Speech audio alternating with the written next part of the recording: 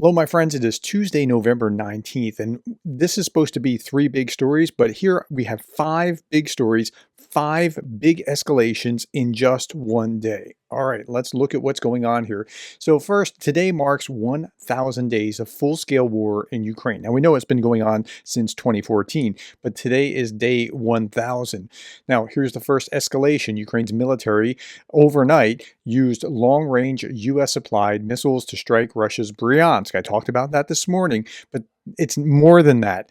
The Ukrainian armed forces sent 6 Atacms at a military facility. Now, the Russians said that the air defense shot down 5 missiles and another one was damaged. Sure it was, because that's what causes this kind of thing. That doesn't make any sense at all.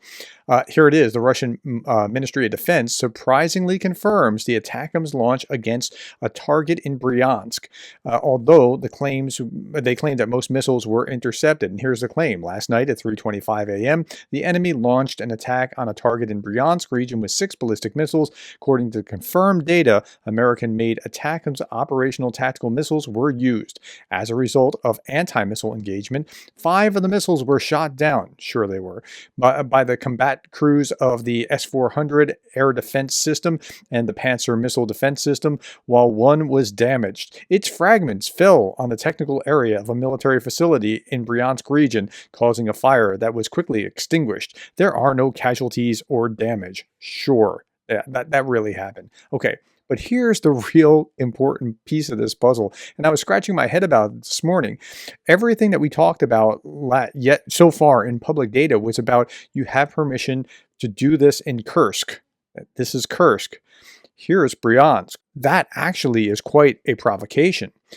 Here's another part of the provocation. Ukraine has already violated Putin's nuclear doctrine. Now, you could look at it both ways. Putin's nuclear doctrine changing is an escalation, but the violation of it, that's another escalation. It was violated on the first day. That's crazy. Now, Putin's nuclear doctrine is if Ukraine uses Western missiles, then the West, from whom it came from, like the United States, and all its partners are now subject to nuclear retaliation. Sure, that's going to happen. Okay.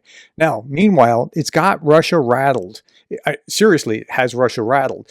UN calls for the protection of Russian civilians following reports of Biden's authorization to launch Atacms missiles against Russia, according to the representative Secretary General. What? So they're calling for the protection of Russians. They're rattled. They really, really are. Here is the Polish president saying the United States' decision to permit Ukraine to use Atacms missiles against targets in Russia could mark a turning point on the front. Now, I don't think this is a silver bullet. I don't think it's going to change everything, but the dynamics have shifted. The center of gravity shifted, just like it shifted when they invaded into Kursk. It was a big shift, and this is a big shift as well. Russia braces for Atacms strikes on airfields, yet expectations should be tempered. It's not a game changer, not a silver bullet, but something has materially changed. Okay. Now, Zelensky, in response to a question about possible uses of Atacms to strike Russia, Zelensky said, Ukraine has enough weapons to use. So what's he talking about? Sorry, no extra details. Ukraine has long-range capabilities. Ukraine has long-range drones of its own production. We now have Long Neptune, and not just one. And we now have Atacms, and we will use all this. And he's going to talk more about that before we're done in another video clip. Okay, Russia media. Now, this is another provocation. Russia media report that 45 drones are attacking several regions of Russia. This is happening right now while I'm speaking. It is 4 in the afternoon Eastern Standard Time. Ukraine is behind us by 7 hours, so it's dark. And where are they hitting? Ukraine strike on a factory in Belgorod. Ukraine strikes Voronezh and is striking in other places as well. We'll update you tomorrow on that. Now, here's another escalation. Undersea cable between Germany and Finland severed. It turns out that there were 2 that were severed. Now, Garry Kasparov says it's war. What's he talking about? Well, not just the war between Ukraine and Russia, but if Russia did this thing, then they're actually escalating significantly with Europe. Russia is suspected of orchestrating another major act of sabotage in Europe after 2 key fiber optic data cables running below the Baltic Sea were cut off in quick succession. Okay, what we're talking about? We're talking about this. This is in the Wall Street Journal. And here's the response from German Defense Minister Pistorius. Quote, a very clear sign that something is going on there. No one believes that these cables were accidentally damaged, and I don't want to believe in the versions that anchors are to blame. So we have to conclude, without knowing who did that this is a hybrid action. And we also have to assume, without knowing, of course, that this is sabotage. And we have a very strong suspicion about who might be behind that. Another escalation. So Zelensky is speaking to the Verkhovna Rada. Quote, we will not relinquish Ukraine's rights to all its territory. I'll show you the video of him saying that in just a moment. He stated while presenting the domestic resilience plan in Ukraine's parliament. Main points of the president's speech include things like setting the task of making 3,000 cruise missiles. Okay, now getting permission to use American missiles on day 998 or 99 was one thing. This is a bridge until they can produce their own homegrown domestic missiles, and when they do, all gloves come off. In addition, next year, Ukraine will produce at least 30,000 long-range drones. Just a year or two ago, that was a pipe dream. And he also added that the mobilization age would not be lowered. But here he is speaking to the Verkhovna Rada. Greg Terry carried this and has the video. Check it out. Come in the Rada with me. For Ukraine's future, we won't give up its right to all its territory. You hear that? For Ukraine's future, we won't give up its right to all its territory.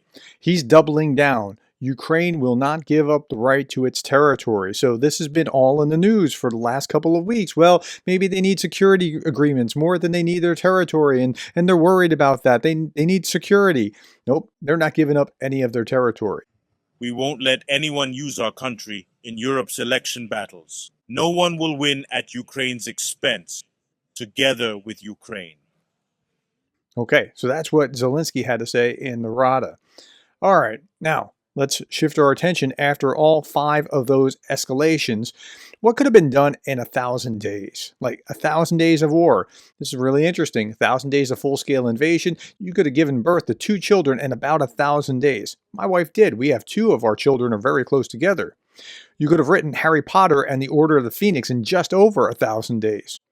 You could have developed a vaccine for COVID-19 3 times in 1,000 days. You could have completed a master's degree in far less than 1,000 days. My master's degree students complete in about 2 years. And yet this is what Russia has chosen to spend its time doing. Okay, now Jessica Berlin posted this list of things that won't cause World War III. We know that now. Javelins, HIMARS, Atacms, tanks, jets, permission to hit Russia with all of the above. Now, on the other hand, things that are likely to cause World War III are things like appeasing genocidal autocrats, or enriching expansionist dictators, or failing to respond when all of the above sabotage and attack us.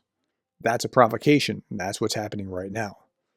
Ronald Reagan said famously, none of the 4 wars in my lifetime came about because we were too strong. History shows that weakness invites tyrants to believe that the price of aggression will be cheap, and you've got to make it expensive for Putin. All right, I saw this and I thought I just got to add this.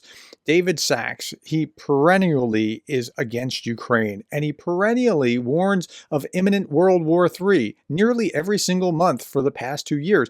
Scott Ritter does the same thing. Doug McGregor does the same thing. Now, if he has said it in the first few weeks and then said it again for the first month, maybe the second month, okay, you just get it wrong. But after 1,000 days, you got to go, something's not right with my predictions.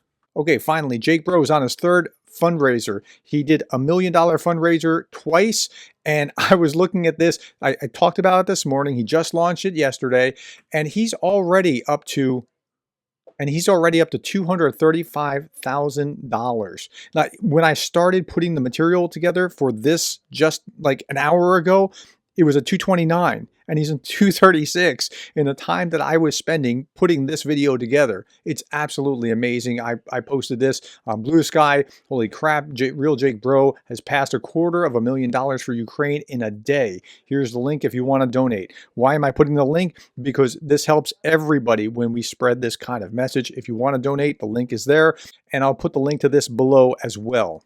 All right, last little bit, I just want to show you just how creative and clever the Ukrainians are. That's newspaper for camouflage. Sure, why not? If it works, it works.